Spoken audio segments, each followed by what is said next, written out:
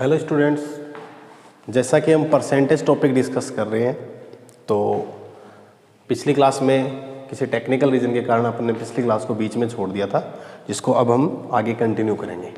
तो हम बात कर रहे थे इलेक्शन से मार्क्स से रिलेटेड जो क्वेश्चन होते हैं, अंकों से रिलेटेड प्रश्न, उनके बारे में हम बात कर रहे थे। तो देखिए कैसे प्रश्न आते हैं।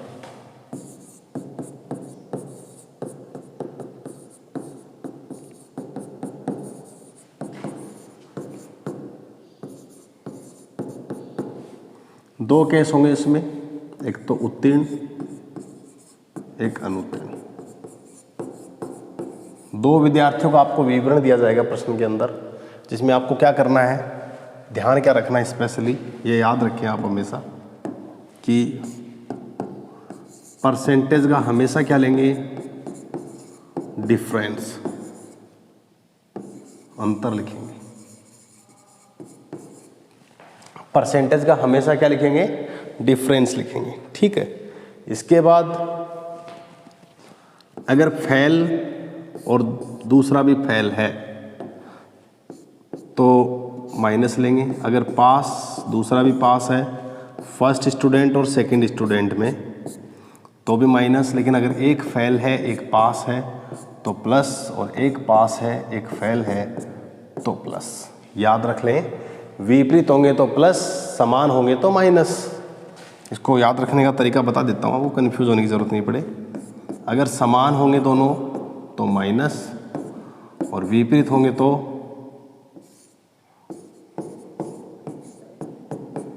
प्लस, ठीक है। तो देखो प्रश्न कैसे पूछे जाएंगे एग्जाम में, आप देखिएगा।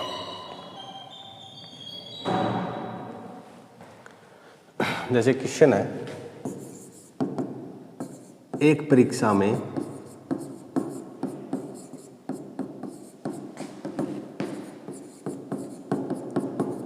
किसी विद्यार्थी ने 26% अंक हासिल करके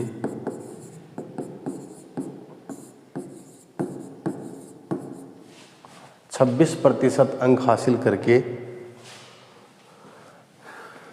30 अंकों से फेल हो गया।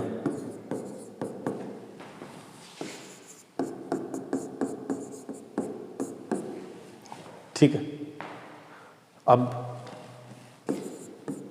उसी परीक्षा में एक अन्य विद्यार्थी ने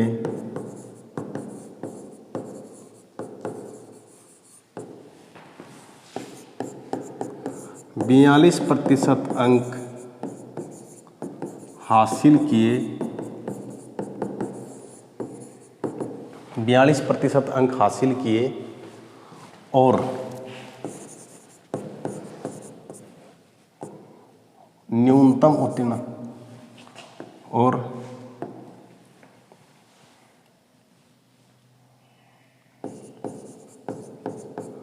न्यूनतम उत्तीर्णांक से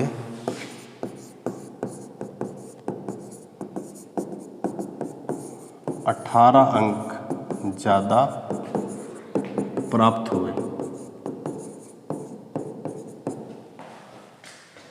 पूछ सकता है परीक्षा का पूर्णांक तथा न्यूनतम उत्तीर्णांक कितना है।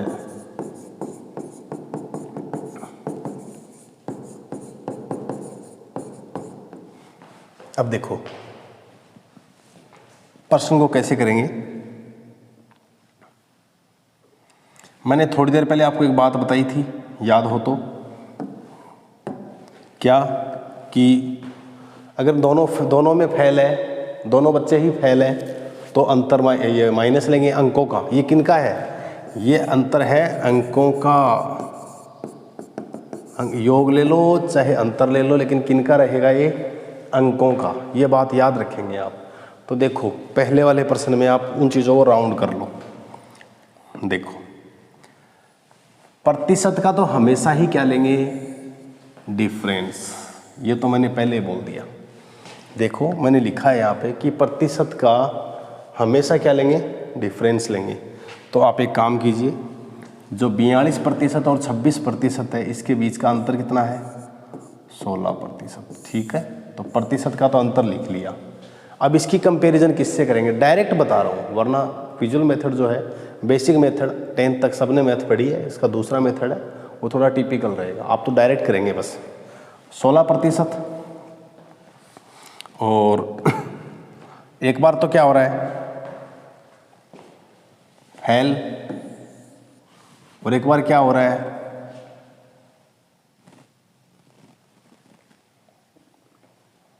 ज्यादा प्राप्त हुए न्यूनतम उत्तीर्णांक से। मतलब यहां क्या हो रहा है, पास। ठीक है, तो एक बार फेल एक बार पास, मतलब क्या लेंगे, आपको मैंने कहा था विपरीत होते हैं तो क्या करते हैं, विपरीत होते हैं तो प्लस लेते हैं। और वैसे भी देख लो, fail pass plus, pass fail plus, pass pass minus, और फेल फेल माइनस। तो अब एक काम कीजिए, यहाँ कितने अंक हैं, 30, यहाँ कितने अंक हैं, 18। दोनों का क्या करेंगे, आप बताइए, दोनों को क्या करेंगे, जोड़ेंगे। 30 और 18 कितने हो गए, 48।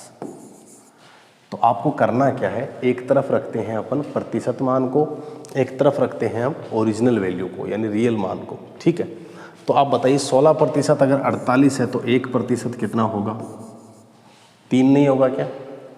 ठीक है, आपसे पूछा क्या है, एक तो पूर्णांक, और पूर्णांक कितना प्रतिशत होता है, 100%। तो 1% अगर 3 है तो 100% कितना होगा, आप ही बता दीजिए। 3 गुणा 100, 300। अब इसके बाद आपको एक बात और भी तो पूछ ली, न्यूनतम उत्तीर्णांक, ये कैसे निकालेंगे। एक काम कीजिए, इधर देखिए, जब 26% प्राप्त कर रहा है, 26% प्राप्त कर रहा है, तो एक बात बताओ, जब 1% 3 है तो 26% कितना होगा, 78 होगा। 1% 3, 2% 6, 3% 9, 4% 12, वैसे ही 26% 78। लेकिन भाई 26% प्राप्त करके भी क्या हो रहा है, फेल। मतलब कितने नंबर कम रह रहे हैं, 30 अंक। अगर इस 78 में 30 नंबर और इसके आ जाते तो कितने नंबर आते टोटल, 108। 108 क्या है, न्यूनतम उत्तीर्णांक है। और न्यूनतम उत्तीर्णांक प्रतिशत पूछ ले तो क्या करोगे, 108 में 300 का भाग दे देना।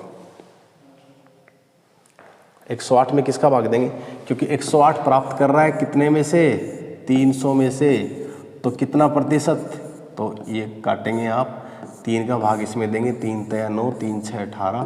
कहने का मतलब क्या है, पास होने के लिए न्यूनतम पासिंग मार्क्स कितने हैं, 26%। ठीक है, थोड़ी और प्रैक्टिस करवा देता हूँ 1-2 प्रश्नों के साथ।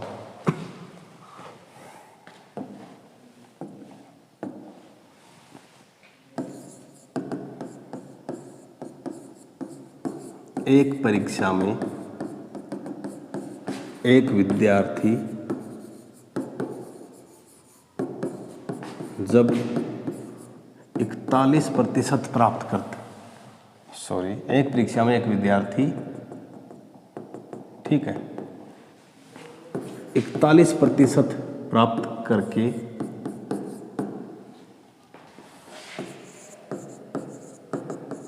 न्यूनतम उत्तीर्णांक से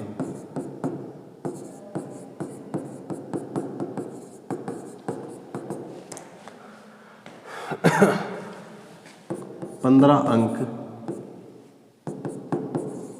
ज्यादा प्राप्त करता है।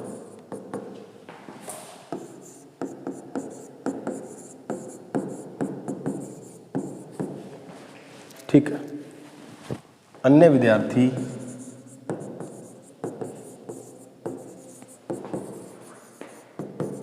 उसी परीक्षा में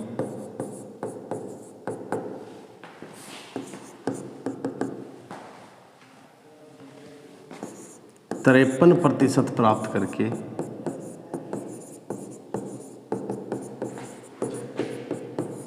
न्यूनतम उत्तीर्णांक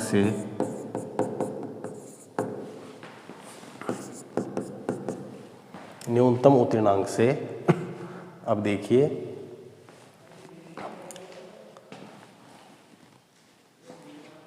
33 न्यूनतम उत्तीर्णांक से, अब की बार क्या दे रखा है, 33 बोल रहा है, 33 अंक ज्यादा प्राप्त करता है।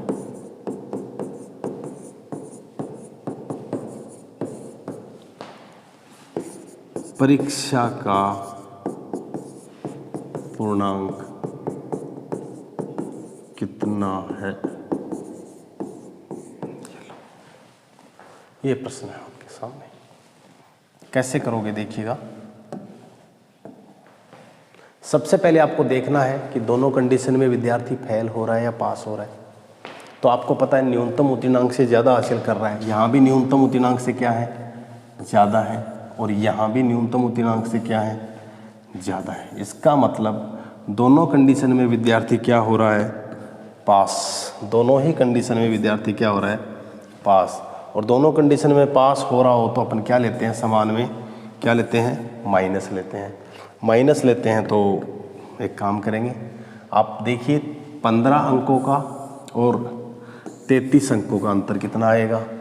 तो आप 33 में से 15 घटा लीजिए, आई थिंक 18 आएगा। और एक बात मैंने आपको जो सबसे शुरुआत में बोली थी वो क्या थी कि प्रतिशत का हमेशा ही क्या लेते हैं, डिफरेंस लेते हैं। ठीक है, प्रतिशत का हमेशा डिफरेंस लेते हैं। तो ये काम भी आप कर लीजिए। प्रतिशत कितना कितना है इसमें, ये तो है 41% और यहाँ कितना है 53%। तो दोनों का अंतर कितने प्रतिशत हो गया, 12%। अब ये 12% का मान कितना है, 18 है। अब एक काम और कीजिए, 1% का मान कितना हो जाएगा, 1% का मान कितना हो जाएगा, आप बताइए ज़रा। देखो करते हैं, 1% का मान होगा 18/12, क्योंकि जैसे 24 होता तो 12 दूनी 24, 24 में 12 का भाग देते, लेकिन ये 18 है तो 18 में किसका भाग देंगे, 12 का। लेकिन हमें क्या पूछा गया है, पूर्णांक जो कितना होता है 100%। तो 100% निकालने के लिए दोनों तरफ किससे गुणा करेंगे, 100 से। तो एक बात बताओ, 6 दूनी 12, 6 तिये 18, इसको किससे गुणा करोगे, 50 से। तो 50 तिया 150, कितना उत्तर आएगा आपका, 150। ठीक है, एक क्वेश्चन और देख लीजिए।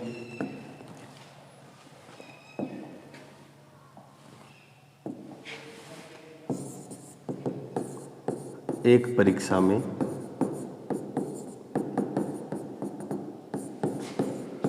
एक विद्यार्थी 29% अंक हासिल करके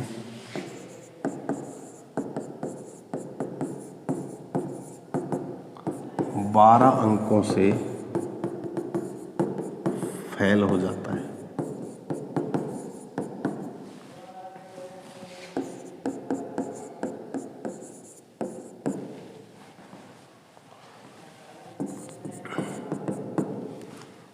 अब देखो, जब वह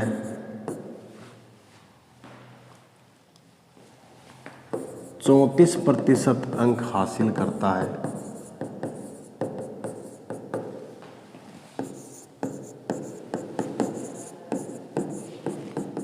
तो 2 अंकों से फेल होता है।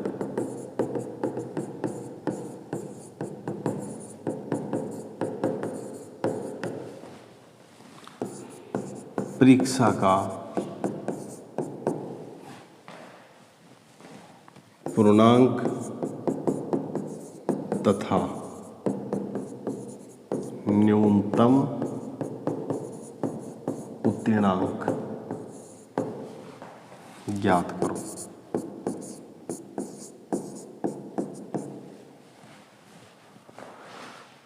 देखो कैसे करेंगे, आप तो सिर्फ पहले न्यूमेरिकल वैल्यूज को राउंड कर लिया करो, नोटिस कर लिया करो। 29% है लेकिन हो क्या रहा है, फेल। 34% है लेकिन हो क्या रहा है, फेल। तो अगर दोनों ही कंडीशन में फेल है तो अंकों का तो अंतर लेंगे, समान में क्या लेते हैं, अंतर लेते हैं, प्लस में इनके परसेंटेज वैल्यू का भी डिफरेंस ही लेंगे। तो 29 और 34% का अंतर कितना होगा, 5%। यहाँ कितने नंबर से फेल हो रहा है, 12 अंकों से। यहाँ कितने नंबर से फेल हो रहा है, 2 नंबर से। तो आप देखिए दोनों का डिफरेंस क्यों लेंगे, डिफरेंस मैंने कई बार बता दिया, देख लीजिए आप कि अगर दोनों ही कंडीशन में फेल हो रहा है तो क्या लेंगे, डिफरेंस लेंगे। तो देखो 12 और 2 का अंतर कितना होगा, 10। 5% 10 है तो 1% कितना होगा, 2 होगा। सबसे पहले तो आपसे पूछा गया है पूर्णांक, तो ये तो पता चल गया कि 1% 2 है तो 100% क्या होगा, 200। और 1% 2 है तो 34% कितना होगा, 68 नहीं होगा क्या, ठीक है। और 68 हो गया है लेकिन फिर भी कितने नंबर से फेल हो रहा है, 2 नंबर से।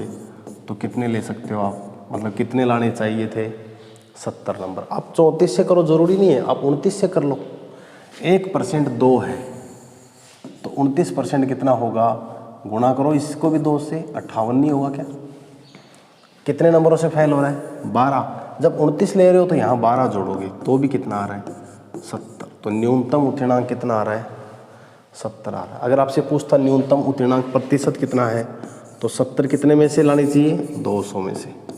तो मतलब इसको कितने प्रतिशत लाने चाहिए, 35%। जो पूछा नहीं पर पूछ ले तो हमें पता होना चाहिए। तो इस प्रकार से हम मार्क्स से रिलेटेड जो क्वेश्चन आएंगे एग्जाम में उनको डिस्कस करेंगे। ठीक है, अब देखो आगे बढ़ते हैं।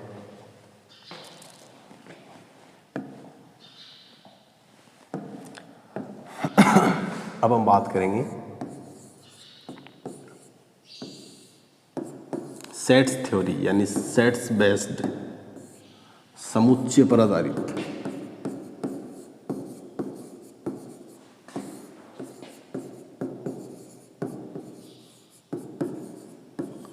वैसे इन क्वेश्चन को अपन वेन डायग्राम से करते हैं तो सबसे बढ़िया रहते हैं।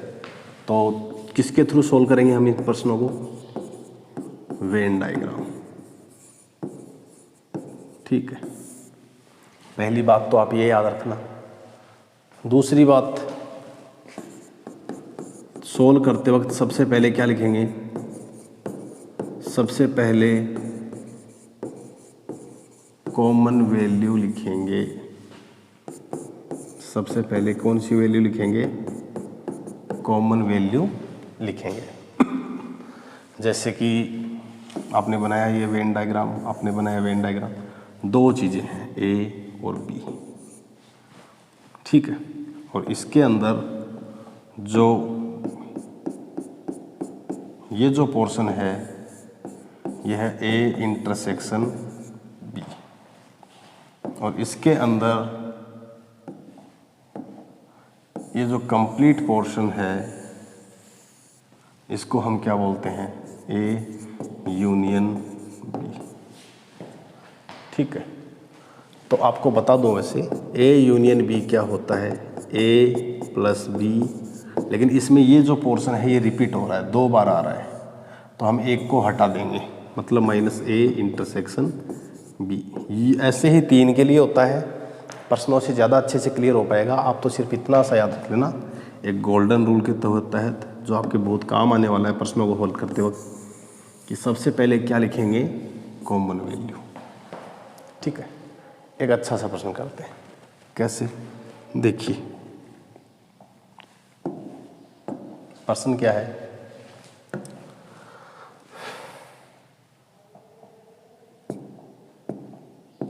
देखो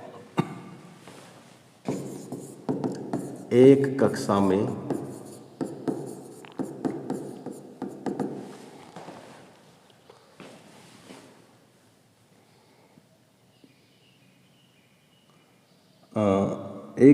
जो है 55% विद्यार्थी हिंदी बोलते हैं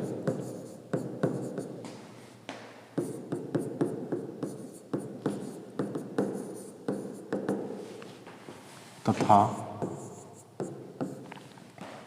55% विद्यार्थी क्या है, हिंदी बोलते हैं, तथा 62% विद्यार्थी अंग्रेजी बोलते हैं।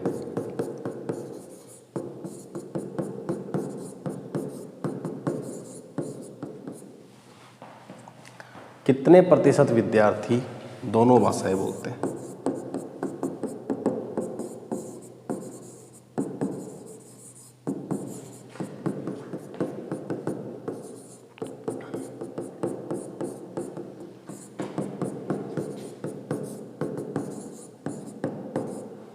ठीक है, यह प्रश्न हम डिस्कस करेंगे। एक प्रश्न और आपको साथ में लिखा रहा हूं। एक कार्यालय में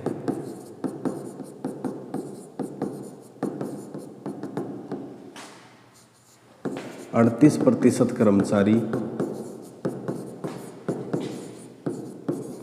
दैनिक भास्कर पढ़ते हैं।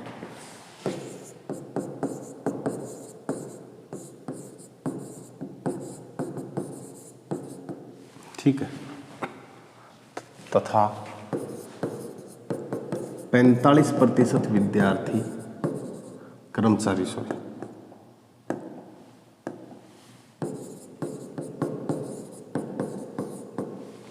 45% कर्मचारी अमर उजाला पढ़ते हैं।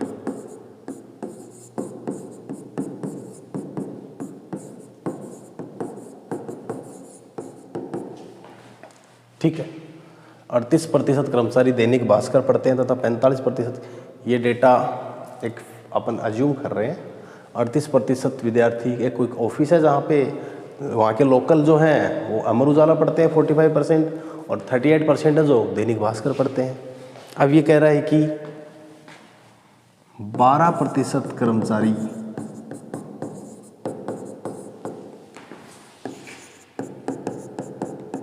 दोनों अखबार पढ़ते हैं।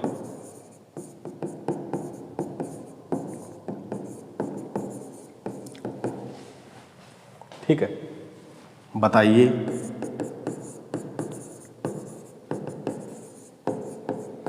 कितने प्रतिशत कर्मचारी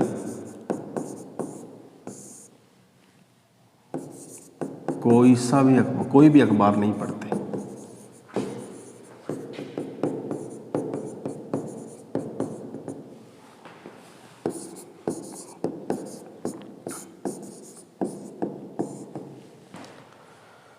ये दो प्रश्न हैं जिनको हम अब डिस्कस करने वाले हैं। देखिए, अब मैंने आपको बोला था प्रीवियस स्लाइड में कि सबसे पहले क्या लिखेंगे, कॉमन वैल्यू।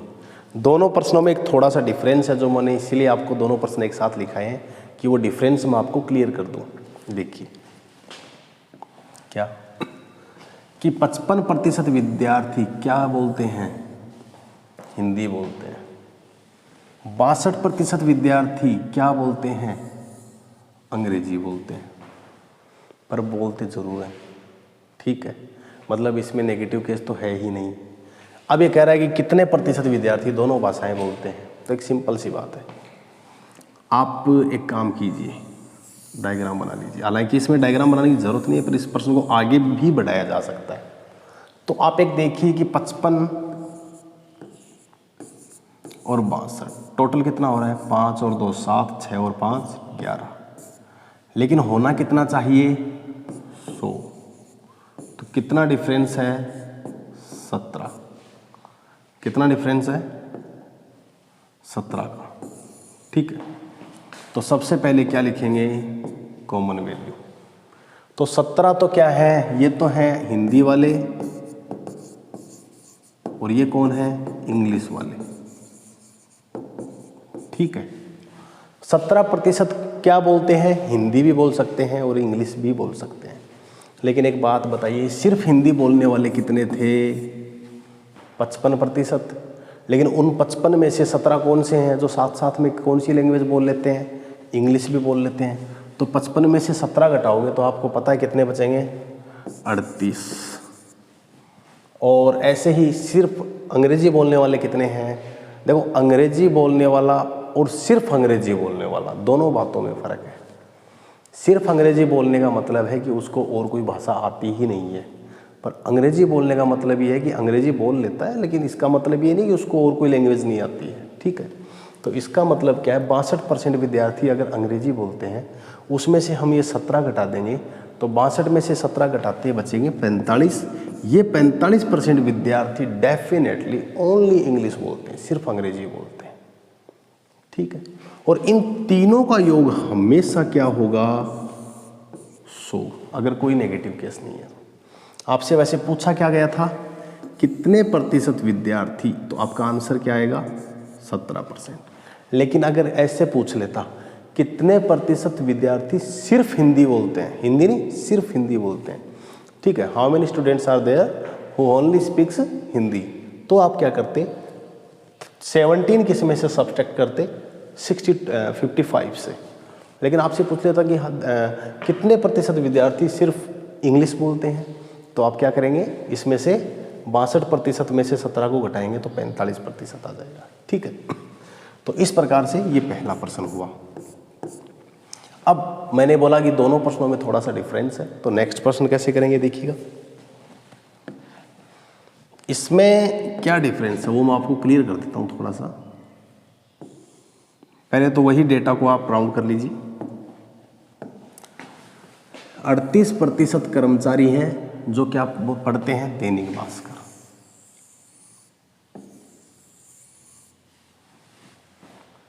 दैनिक भास्कर 38% कर्मचारी पढ़ते हैं। 45% कर्मचारी कौन सा अखबार पढ़ते हैं, अमर उजाला। तो ये तो है अमर उजाला, और इधर है दैनिक भास्कर। अब देखिए जो 38% और 45% दे दिया, लेकिन ये और कह रहा है 12% कौन से कर्मचारी हैं जो दोनों अखबार पढ़ते हैं। और मैंने एक लाइन बोली थी कि कॉमन वैल्यू मतलब दोनों की जहां बात आ जाए सबसे पहले उसको लिखेंगे। कितने हो गए, 12। अब 38% कर्मचारी दैनिक भास्कर पढ़ते हैं, न कि केवल दैनिक भास्कर पढ़ते हैं। तो दैनिक भास्कर पढ़ने का और केवल दैनिक भास्कर पढ़ने का अंतर है। आप यहाँ बात को ध्यान से समझिएगा। इंग्लिश में भी आप इसको क्वेश्चन को देख सकते हैं, कई बार क्या हिंदी में त्रुटि हो तो कि ओनली दे रखा है, मतलब क्या है कि सिर्फ दैनिक भास्कर पढ़ते हैं। लेकिन अगर ओनली नहीं दे रखा है मतलब उसको वो बंदा कोई और भी अखबार पढ़ता होगा। तो आप देखिएगा ज़रा, 38% कर्मचारी दैनिक भास्कर पढ़ते हैं, उसमें से 12% अमर उजाला पढ़ते हैं, तो डेफिनेटली 26% तो सिर्फ दैनिक भास्कर ही पढ़ते हैं, ठीक है। चलो बढ़िया। अब 45% कर्मचारी क्या पढ़ते हैं, अमर उजाला, ठीक है। तो आपको पता है उसमें से 12 कौन है जो दैनिक भास्कर भी पढ़ते हैं, तो कन्फर्म 33 कौन है जो केवल अमर उजाला पढ़ते हैं। तो ये 3 कैटेगरी कौन सी है कि कोई सा ना कोई सा अखबार तो पढ़ते हैं, पर इसका योग हमेशा 100 नहीं होगा, अगर रेयर केस बाकी नहीं होगा। अगर नेगेटिव केस यहाँ विद्यमान है, मौजूद है, तो डेफिनेटली इनका योग कभी भी 100 नहीं होगा। तो फिर जोड़िए, 6 और 2 8 और 3 11, 2 1 3 और 3 6 और 1 7, तीनों का योग कितना हो रहा है, 71। 33 और 12 45, 45 और 26 71। अब होना टोटल है कितने प्रतिशत की बात चल रही है, तो 100%। तो 100% में 71% वो कर्मचारी हैं जिसमें कोई केवल अमर उजाला पढ़ता है, उसमें केवल दैनिक भास्कर पढ़ने वाले भी हैं, और उसमें दोनों अखबार पढ़ने वाले भी हैं। अब चौथा केस कौन रह गया, जो कोई सा ही अखबार नहीं पढ़ते, तो वो कितने होंगे। आप क्या करेंगे, इसमें से 100 में से किसको घटा देंगे, 71 को, तो क्या आएगा 29%। ये लीजिए उत्तर। तो कितने प्रतिशत कर्मचारी कोई भी अखबार नहीं पढ़ते हैं, 29%, ठीक है।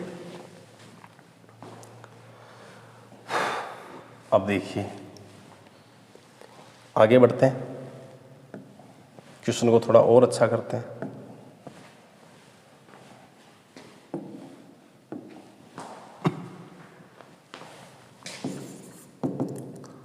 एक परीक्षा में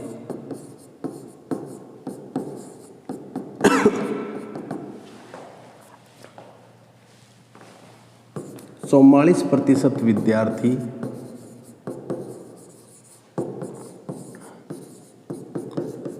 विज्ञान में पास हुए।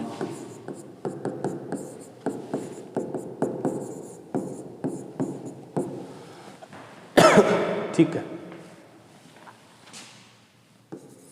उसी में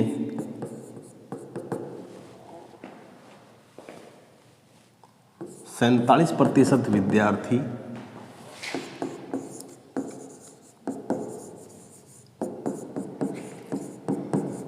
गणित में पास हुए।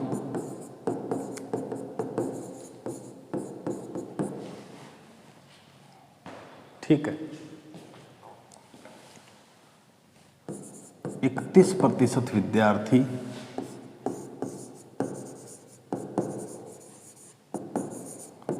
दोनों विषयों में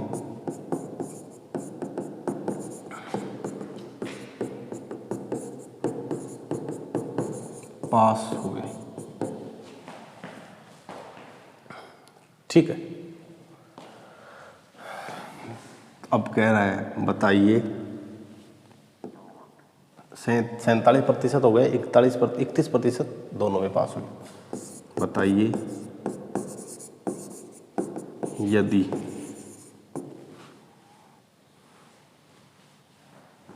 एक 120 विद्यार्थी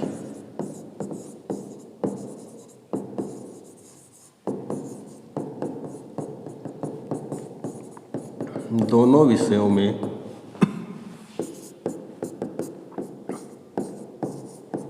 फेल हुए हो तो कुल विद्यार्थियों की संख्या कितनी है?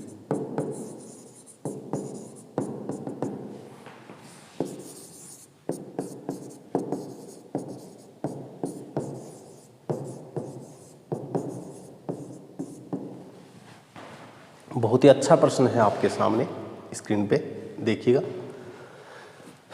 प्रश्न वही है, पहले वाला ही थोड़ा सा बस इसको और अच्छा बना दिया है। क्या कर रहा है देखो, 2 सब्जेक्ट है भाई, वेन डायग्राम बना ही लेते हैं, आगे वाली स्लाइड में बना देता हूं मैं।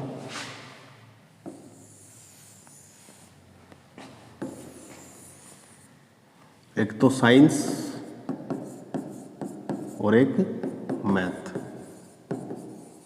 दिमाग में एक अटैक तुरंत कर देना चाहिए जब भी समुच्चय से रिलेटेड प्रश्न है तो, कि सबसे पहले कॉमन वैल्यू लिखेंगे।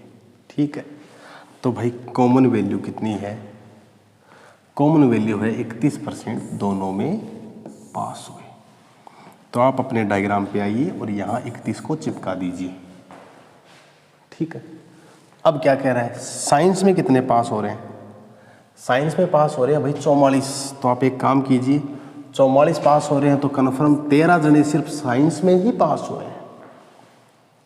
वो बात अलग है कि 31 ऐसे भी हैं जो साथ साथ मैथ में भी पास हुए हैं और साइंस में तो पास हुए ही हैं, लेकिन अकेली साइंस में पास होने वाले विद्यार्थी कितने हैं? 13। ऐसे ही अपने प्रश्न में गणित में पास होने वाले कितने हैं? 47% विद्यार्थी गणित में पास हुए हैं। तो फिर सिर्फ गणित में पास कितने हुए हैं? 31 दोनों में पास हुए हैं, 47 गणित में हुए हैं, तो 16 जने कौन हैं जो सिर्फ गणित में पास हुए? तीनों को ऐड कर दीजिए, कितना आएगा? 31 और 13 44 और 16 60।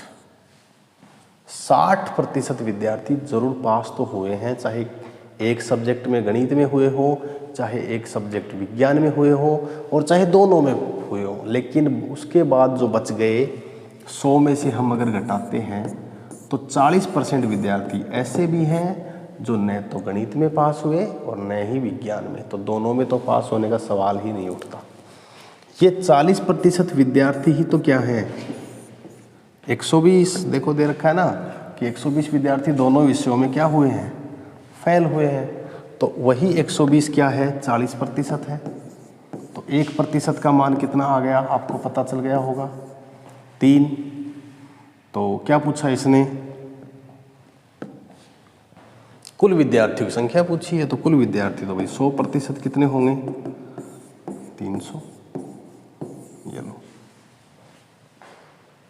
आपसे पूछ ले कि दोनों विषयों में पास होने वाले कितने हैं, तो 31 3 93। सिर्फ साइंस में पास होने वाले कितने हैं, 13 3 39।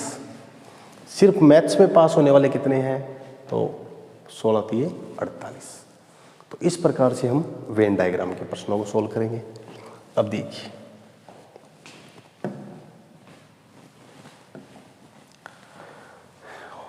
अच्छे प्रश्नों का जो समावेश है, अभी आपको मैं सिर्फ बेसिक समझा रहा हूँ, इसके साथ साथ मैं आपको जो भी क्वेश्चंस हैं उनका आपको सॉल्यूशन भी मैं करवाऊँगा, पीडीएफ जो है वो सोल्व कराऊँगा पूरे टॉपिक की।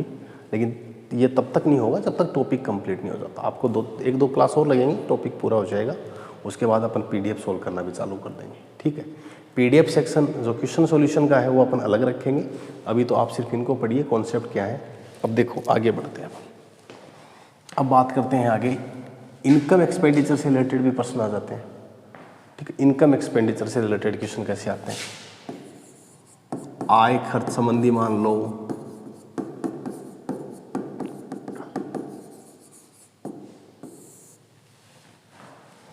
कैसे देखो,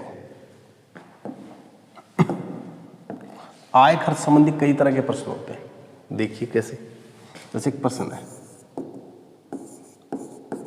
एक व्यक्ति की आय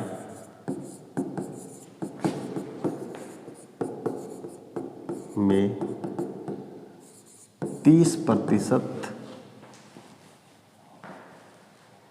ठीक है, सॉरी इसको पहले तो अपन करते हैं, एक व्यक्ति अपनी आय का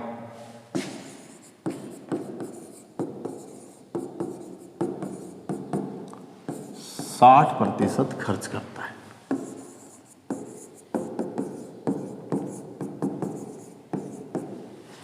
ठीक है, यदि उसकी आय में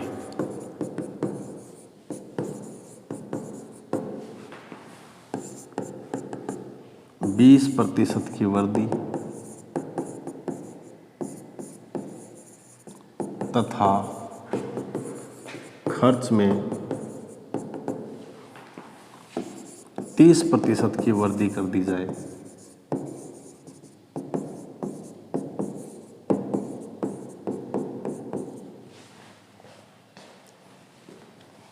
तो अब उसकी बचत में प्रतिशत परिवर्तन ज्ञात करो।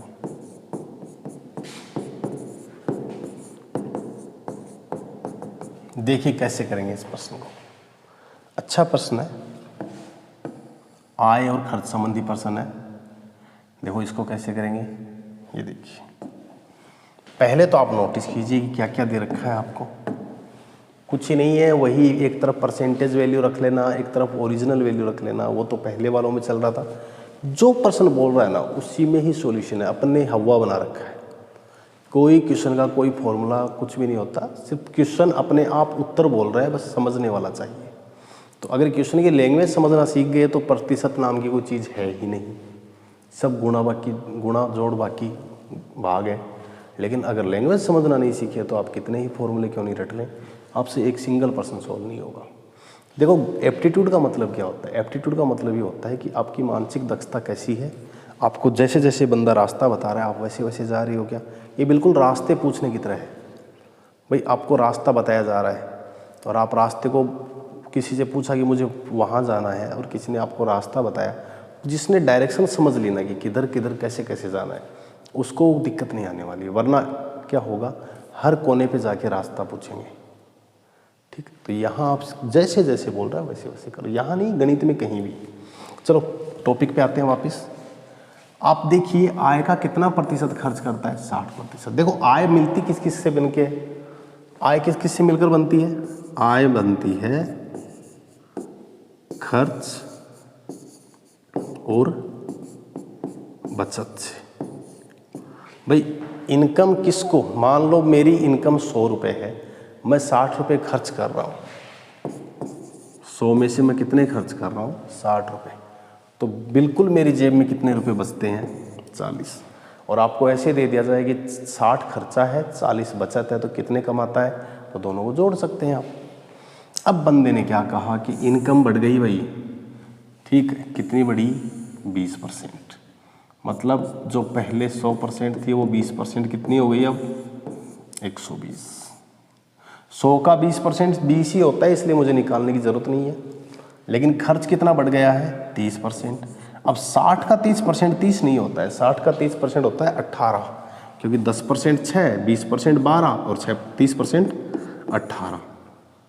तो अब कितनी हो गई, खर्चा कितना हो गया, 78। अब देखो 100 में से 60 को घटाए तो क्या आया, 40, जो क्या है, बचत। तो 120 में से 78 को घटाओ, बचत कितनी आती है, मेरे हिसाब से 42 आ रही है।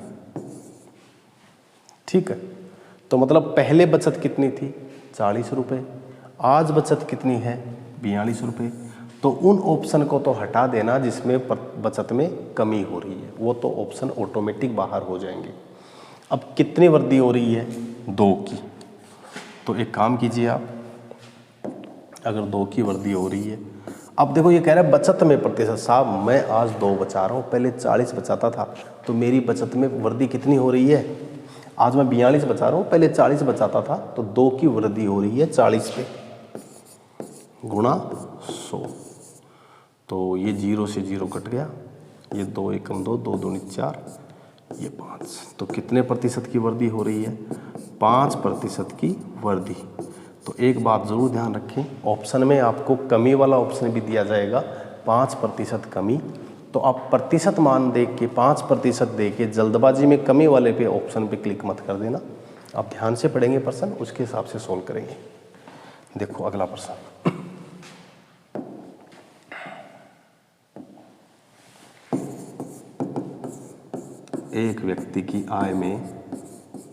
एक व्यक्ति अपने आय का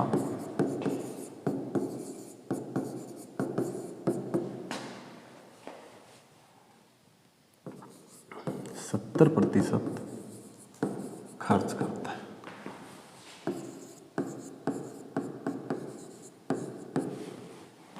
ठीक है, यदि उसकी आय में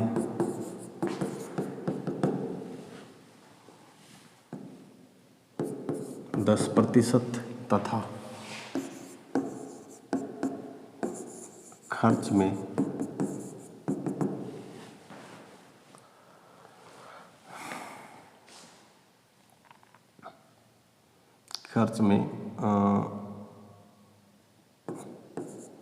15% की वृद्धि हो जाए,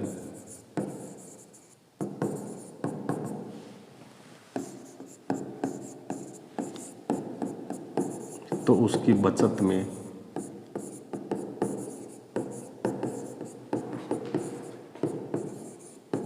प्रतिशत परिवर्तन ज्ञात करो। तो उसकी बचत में प्रतिशत परिवर्तन ज्ञात करो। बताओ कैसे करोगे, तो देखिएगा,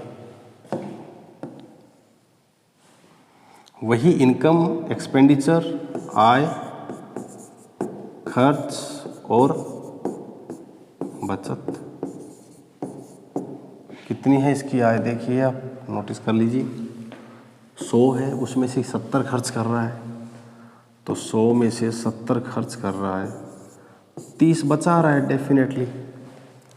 अब देखो इनकम में कितनी इंक्रीमेंट हो गया है, 10%। साहब ये लीजिए 10 बढ़ गई है, तो अब हो गई 110। खर्च में कितना इंक्रीमेंट हो गया है, 15%। तो देखो 10% 7 होता है, 5% 3.5, तो कितने हो गए, 15% कितने होंगे इसके, 10.5।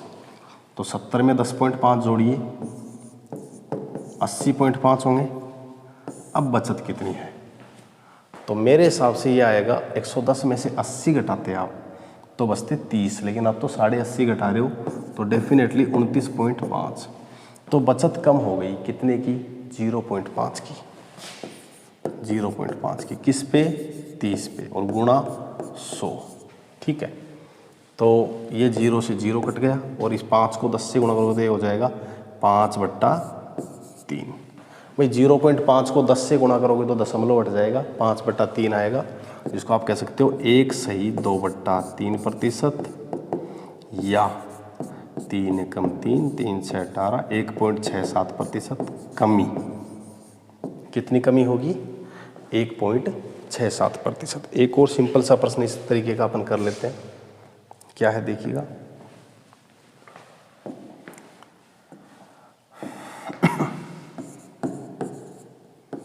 एक व्यक्ति अपनी आय का 75% खर्च करता है।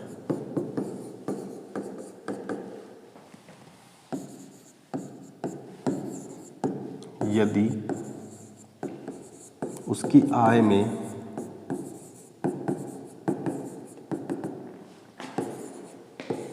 20% तथा खर्च में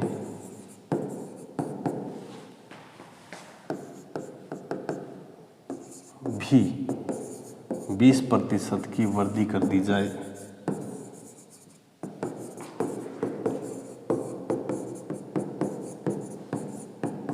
तो अब उसकी बचत में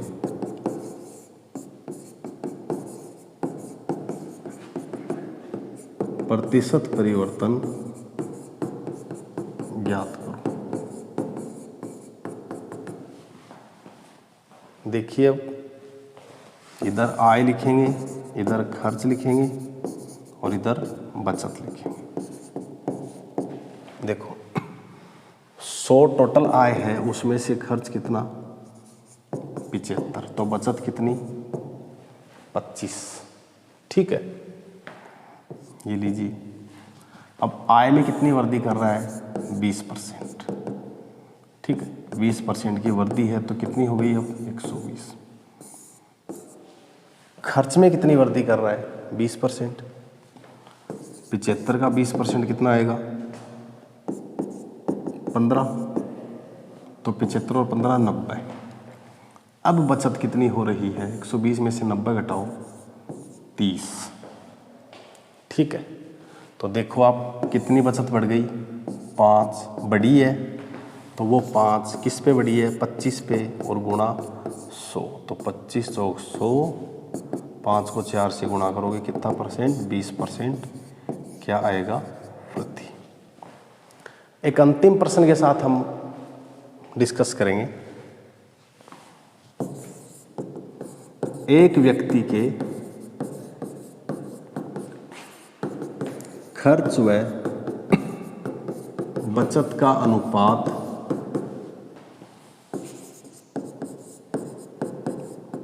3:2 है।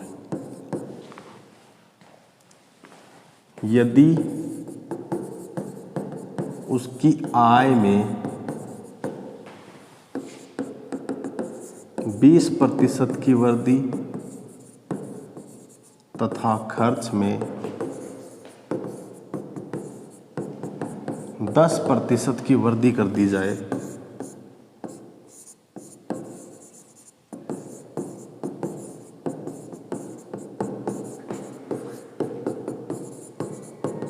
तो उसकी बचत में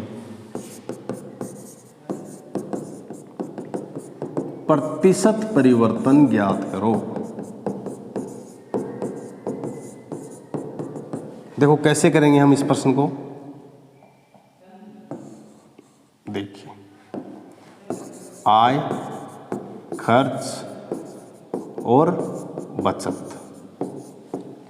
आप एक काम कीजिए, खर्च 3 दे रखा है, बचत 2 दे रखी है, तो आय कितनी रही होगी? 5। दोनों के डबल 0 लगा लो। सॉरी, इस प्रश्न को हम अगली क्लास में डिस्कस करेंगे।